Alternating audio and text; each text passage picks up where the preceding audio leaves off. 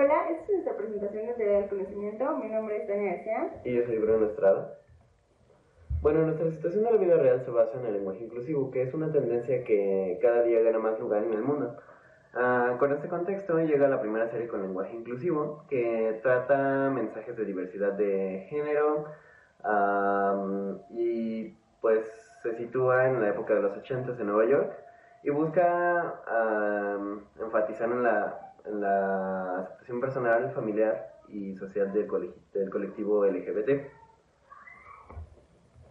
Y bueno, gracias a esta situación de la vida real, pudimos llegar a nuestra pregunta de conocimiento, que es: ¿en qué medida el uso de diferentes lenguajes influye en la adquisición de conocimiento?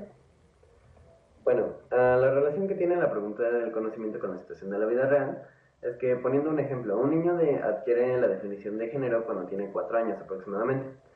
En un salón, cuando dices que todos los niños se paren, los niños se van a parar, pero las niñas se van a quedar sentadas.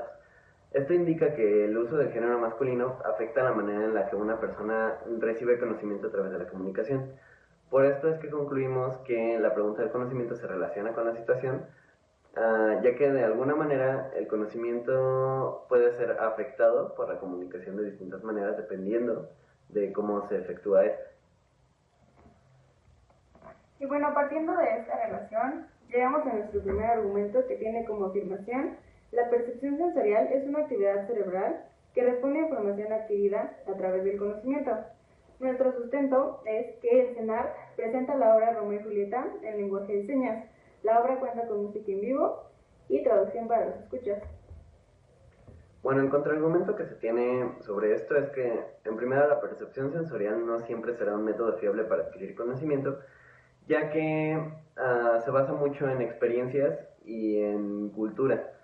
En segundo lugar, el lenguaje de señas tiende a basarse en interpretaciones que pueden caer en el campo de lo subjetivo, dejando de una manera muy ambigua su significado, por lo que puede catalogarse ya como un tipo de manera de adquirir conocimiento inferior a los demás.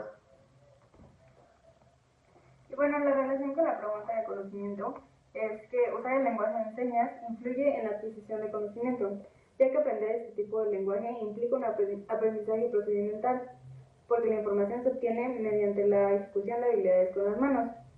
De esta forma, este lenguaje proporciona un nuevo conocimiento que puede generar más conocimiento entre personas que utilicen esta lengua. Bueno, como segundo argumento tenemos: la emoción tiene perspectivas constructivistas que se adquieren y se aprenden a través de la experiencia. Nuestro sustento es que la RAE está preparando un informe para adecuar el lenguaje inclusivo dentro de su constitución. La vicepresidenta del gobierno, Carmen Calvo, explica al Congreso que el informe abordará la adecuación de este lenguaje para hacer algo correcto con este. Y bueno, el contraargumento de esto es que las perspectivas constructivistas pueden caer en lo subjetivo y pueden limitar la organización de esta información al momento de estarla procesando. Por otra parte, las personas a favor del lenguaje inclusivo exponen que la RAE ha querido dejar constancia de que de la existencia del lenguaje no sexista puede traer confusiones entre la sociedad. Entonces esto hace que se haga un desdoblamiento indiscriminado del sustantivo, además de que la insistencia en afirmar que el masculino genérico invisibiliza a la mujer, ya que se ha utilizado a lo largo de estos años. Bueno, la relación que tiene con la pregunta del conocimiento es que incluir un lenguaje que haga de lado al masculino genérico influye en la adquisición de conocimiento a través de un conocimiento compartido. Esto se puede deducir como que cierto grupo de personas se puede sentir incluido en ese lenguaje, ya que acoge a diferentes miembros de la sociedad, en vez del masculino genérico, que para algunas personas resulta ofensivo y siente que los excluye. Y bueno, nuestro argumento 3 tiene como afirmación de conocimiento: la memoria es utilizada de múltiples maneras para aprender a desarrollar, mejorar y almacenar conocimiento de todo tipo. Nuestro ejemplo es: no videntes exponen retratos en braille. Estos retratos son palpables y es un audiovisual y cuadernos en braille que plasman el amor que las personas sienten hacia la música y hacia la historia. Para entender la exposición, las personas tienen que llegar al lugar, palpar, tocar y escuchar las cosas para sentir la obra en un conjunto. Bueno, el contraargumento es que existen recuerdos falsos, que se dan cuando las personas recuerdan cosas que no sucedieron o las recuerdan de manera diferente a como eran en realidad. Algo muy parecido a un déjà vu. Y en segundo es que los textos en braille ocupan más espacio que textos en tinta, por lo que además de, por lo que junto con su velocidad de lectura más lenta, hacen este tipo de comunicación una forma menos eficiente. Y bueno, la relación que tiene con la pregunta del conocimiento es que el uso del lenguaje braille ayuda a adquirir el conocimiento mediante el uso de distintas habilidades que el cerebro puede llevar a cabo. La memoria ayuda a que personas no videntes recuerden la información almacenada anteriormente. Bueno, llegamos a las conclusiones. En primer lugar, tenemos conclusiones en relación con la argumentación que ya se dio. Y bueno, la comunicación y la adquisición de conocimiento varían dependiendo del tipo de lenguaje que se utiliza para transmitirlo. Esto ya se vio, o sea, si se utiliza braille o si se utiliza un lenguaje de señas o un lenguaje inclusivo, se va a obtener conocimiento a través de comunicación de distinta manera. Luego, el lenguaje se puede escribir como una forma de conocimiento rica y compleja, puesto que se puede descomponer en varios elementos, tales como signos, símbolos, letras, sonidos, gestos, imágenes e incluso objetos. De nuevo regresamos a lo que viene siendo el braille o el lenguaje de señas, que aunque son distintos y son completamente para diferentes tipos de personas, por ejemplo, el lenguaje de señas para gente sorda, el lenguaje de braille es para gente ciega, finalmente siguen siendo formas de lenguaje que facilitan la comunicación entre esos grupos. Y bueno, regresando a la situación de la vida real, se concluye que la memoria, la percepción sensorial y la emoción son formas de conocimiento que se pueden comunicar a través del lenguaje, ya que este les da significado, les da una interpretación y pues además de esto la cultura es un factor muy importante, ya que por medio de conocimiento compartido dentro de esa cultura se puede impactar en el significado de palabras. Por ejemplo, hay palabras que se utilizan en México que no son lo mismo que si las dijeras en Argentina o viceversa. Y bueno, así que resumiendo, el uso de distintos lenguajes sí influye en cómo se absorbe el conocimiento. Y bueno, la relación con otras situaciones de la vida real, de acuerdo con la argumentación presentada, es un ejemplo: los turistas que viajan alrededor del mundo a menudo tienen historias de malentendidos con el lenguaje. Es decir, se presentan en relación con los menús de los restaurantes y las señales de la calle que no pueden lograr entender. Además, al comunicarse con otras personas de ahí, tienen una dificultad porque no tienen el mismo lenguaje.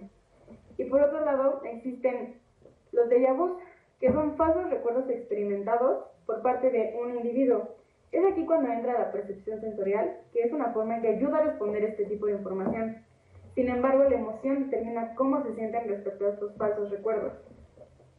Bueno, por último tenemos nuestras conclusiones en relación a la pregunta, con otras preguntas del conocimiento. En primer lugar tenemos la siguiente pregunta: ¿una persona que sabe muchos lenguajes adquiere mejor el conocimiento que otras personas? Bueno, relacionando esta pregunta con todos los argumentos y conclusiones que ya sacamos anteriormente, podemos afirmar que una persona que conoce varios lenguajes, tales como el braille, como el lenguaje de señas, que incluso puede hablar varios idiomas, va a entender mejor el mundo, ya que puede entender distintas culturas y pueden tener distintos puntos de vista acerca del mundo.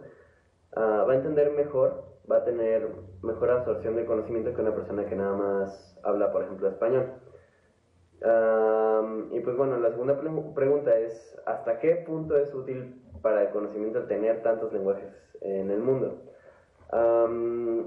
Esto se puede confrontar con la pregunta anterior, ya que una persona que conoce muchos lenguajes puede tener una mejor absorción de conocimiento, pero para la población en general puede ser un problema, ya que al tener tantos lenguajes, al tener tantos tipos de comunicación, puede que la transmisión de conocimiento no sea tan eficiente para mucha gente. Por ejemplo, gracias a que hay tantos idiomas, llega a pasar que la gente no puede entender, o sea, puede llegar a un país y no entender lo que está diciendo la otra persona porque no habla ese idioma. O incluso puede, con el ejemplo de la exposición de las obras de arte en braille, una persona que no conoce ese lenguaje no va a poder entender qué es lo que está pasando en esa galería porque pues no entiende esa cultura, no entiende no tiene el conocimiento necesario para poder hacer bien la comunicación, por lo que entonces el tener tantos lenguajes en el mundo alenta la absorción de conocimiento y la hace menos eficiente. Y bueno, nuestra tercera pregunta es, ¿cuántos lenguajes realmente se necesitan en el mundo para que exista una transmisión de conocimiento eficaz? La respuesta es que no se sabe con exactitud cuántos lenguajes se necesitan, ya que existen diversas culturas que tienen su propio lenguaje. Esto es gracias a las perspectivas constructivistas que engloban a las culturas y tienen un conocimiento compartido. Sin embargo, existe el conocimiento personal, que es de un individuo propio, o sea, lo que él piensa, y va a ser muy diferente a lo que piensa una sociedad. Entonces, la manera en la que obtienen conocimiento una cultura a otra puede ser muy diferente, sin embargo, pueden tener el mismo conocimiento. Y nuestra última pregunta es, ¿de qué manera la percepción sensorial influye en la construcción de conocimiento? Y pues como ya se dijo, la percepción sensorial es una actividad cerebral en la que el cerebro recoge la información y la organiza para adquirir el conocimiento. Entonces, básicamente lo que hace la percepción es organizar todas aquellas cosas que uno recibe del mundo exterior, del mundo que lo rodea, para organizarlo en segmentos y así pueda recordar las cosas, pueda transmitir las cosas y pueda interpretar esas cosas.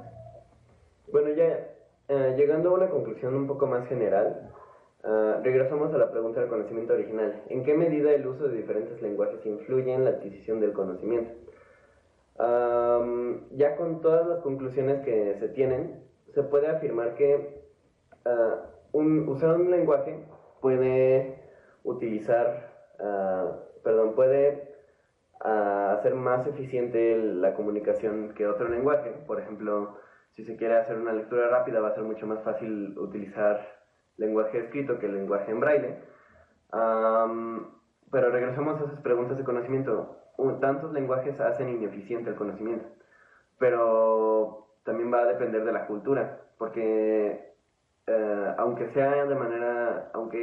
tantos lenguajes hagan ineficiente el conocimiento, no va a ser dependiente de las personas, va a ser dependiente de la cultura, y la cultura es lo que hace los diferentes tipos de lenguaje, y es lo que hace que la comunicación, el conocimiento sea tan rico en información, que no simplemente va a ser algo simple, sino que va a expandirse y va a crear mucha información, mucho conocimiento que no va a ser posible de transmitir por un solo tipo de lenguaje.